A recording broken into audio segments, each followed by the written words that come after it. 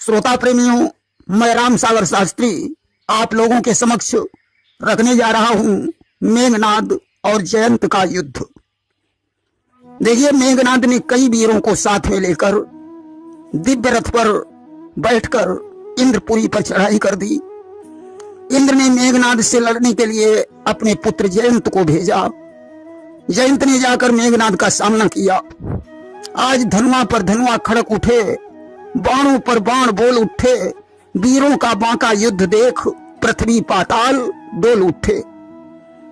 जयंत का सारथी मातल का पुत्र गोमुख था।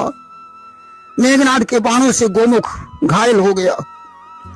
जयंत ने भी मेघनाद के सारथी को घायल कर दिया। मेघनाद मायावी था।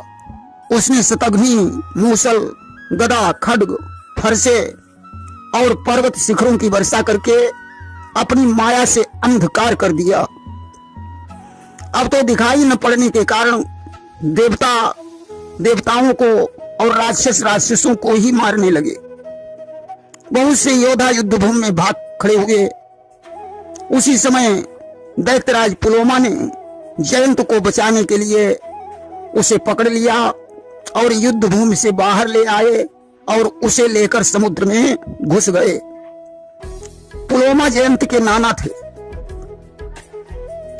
इधर अंधकार नष्ट होने पर देवताओं ने जयंत को न देखकर चारों तरफ खोज की, परंतु जयंत का कोई पता नहीं चला। मेघनाद ने अब देवताओं पर धावा बोल दिया। अब तो देवसेना भाग खड़ी हुई। उस समय इंद्र ने अपने सारथी मातल से कहा, शीघ्र मेरा रथ तैयार करो। मातल रथ ले आया। इंद्र उस रथ पर सवार हुए और युद्ध भूमि में पहुंचे। उसी समय रथ पर बैठकर रावण भी आ गया। रावण ने मेघनाद को रोककर स्वयं युद्ध करने का बीड़ा उठाया। रावण के साथ उसका भाई कुंभकर्ण भी था। अब तो युद्ध भूमि में शक्ति, तोमर, मुगदर, हाथ, लात आदि का प्रहार होने लगा। इंद्र ने कुंभकर्ण के शरीर को घायल कर दिया। इंद्र के साथ 49 मरुदगण भी युद्ध कर रहे थे। रुद्रगण भी इंद्र के साथ थे। अस्त्र राक्षसों की सेना भाग खड़ी हुई। तमामों निशाचरों की मृत्यु हो गई। खून की नदी बहने लगी। चारों तरफ गीध और कौवे मंडराने लगे। ऐसी दशा देखकर रावण क्रोधित हो उठा और वह इंद्र के सामने पहुंचा। इंद्र ने विशाल धनुष पर अग्नि के समान तेजस्वी बाण रखकर रावण के 10 मस्तकों पर प्रहार कर दिया। रावण ने भी असंख्य बाणों का संधान किया। रावण की सेना देवताओं की सेना से अधिक थी, फिर भी देवताओं ने रावण की 90% सेना युद्ध भूमि से भगा दी। रावण भी मायावी था। देखिए, इंद्र, रावण और मेघनाद, इन तीन को माया मोहित नहीं कर सकती थी।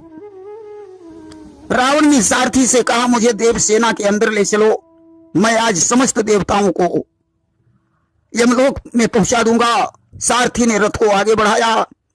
इंद्र ने देवताओं से कहा, ब्रह्मा का वरदानी होने के कारण रावण मारा नहीं जा सकता है, इसलिए इसे बंदी बनाने का प्रयत्न करो। देवताओं की सेना 400 कोस तक फैली हुई थी। सेना ने रावण को चारों ओर से घेर लिया। अब तो पिता को फंसा हुआ देखकर मेघनाद भी भयभीत हो गया। रावण ने तमोमयी माया में प्रवेश करके अपने को छिपा दिया और शत्रु सेना को खदेड़ने लगा। अब रावण इंद्र पर टूट पड़ा। मातल को सामने आते हुए देखकर उसने बाणों की झड़ी लगा दी।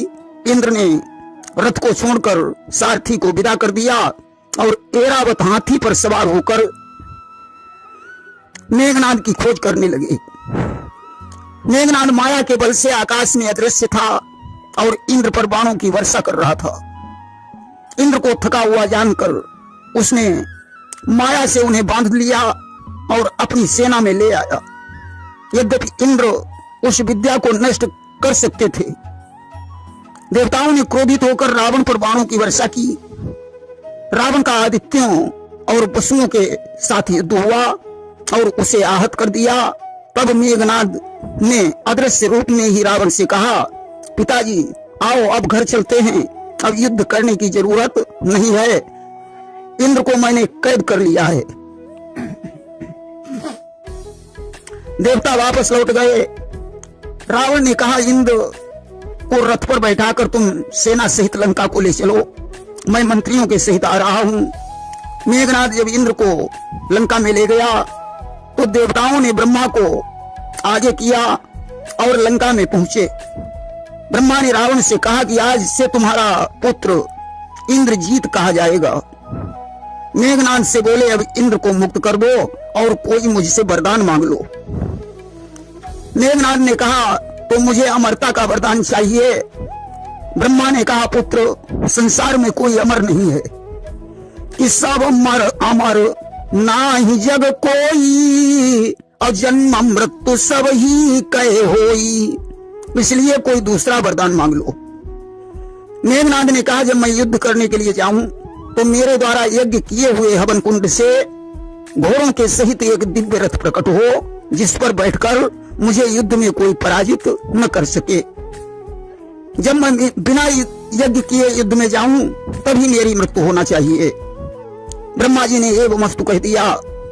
मेघनाद ने इंद्र को छोड़ दिया। इंद्र को अपनी पराजय पर बड़ा पश्चाताप हुआ। उन्होंने ब्रह्मा जी से कहा कि ब्रह्मदेव, मेघनाद द्वारा पराजित होने का क्या कारण है कि मेघनाद ने कर दिया चूर्ण मेरा अभिमान, कारण मुझे बताइए इसका नीति निधान। ब्रह्मा जी ने कहा, इंद्र, पूर्व काल में तुमने बड़ा भारी दुष्कर्म किया था। पहले मैंने अहिल्या नाम की नारी की सृष्टि की थी। अहिल्या नाम का शुद्ध अर्थ होता है अहल्या, अर्थात जिसके रूप की निंदा न हो सके उसे अहिल्या कहते हैं। मैंने उस कन्या को गौतम के पास धरोहर में रख दिया। बहुत वर्षों के बाद गौतम मेरी धरोहर को वापस कर गए। इस बात पर प्रसन्न होकर मैंने उनके साथ अहिल्या का विवाह कर दिया। ऐसी पतिव्रता स्त्री के साथ छल करने के कारण तुम्हारा तेज नष्ट हो गया और तुम मेघनाद से पराजित हो गए हो। तुम्हें गौतम के श्राप के कारण इंद्रासन से हटाया गया था। अहिल्या उनके श्राप से पत्थर बन गई। गौतम ने तुम्हारे उद्धार की युक्ति बताई और अहिल्या को भी उद्धार की युक्ति बताई थी। यज्ञ से पवित्र होकर तुम स्वर्ग के अधिकारी बने थे। अस्तु वैष्णव यज्ञ करने से तुम्हें पुनः स्वर्ग प्राप्त हो जाएगा। अस्तु इंद्र ने वैष्णव यज्ञ किया और स्वर्ग का राज्य करने लगे। प्रेम से बोलिए वृंदावन बिहारी लाल की जय।